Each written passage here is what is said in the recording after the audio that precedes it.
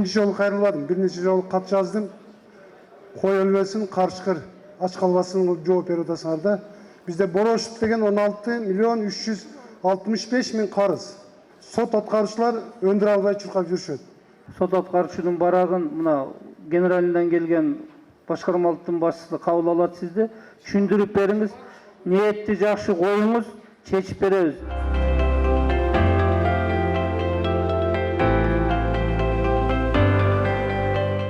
Мыйзам боюнча гана чечилет. Жана башында бир жараныбыз айтып кетпедиби? Кыйкыргандарга да чече бересиңер деп. Кыйкыргандарга чечилбейт, урматтуу туугандар. Мыйзам. Сиздер ойлойбуңар, бул кагаздар келип түштү, жана ошо калып кетет депчи. Андай болбойт. Администрация президентке барып, ал жерде ошо ар бир кагазга тапшырма берилет.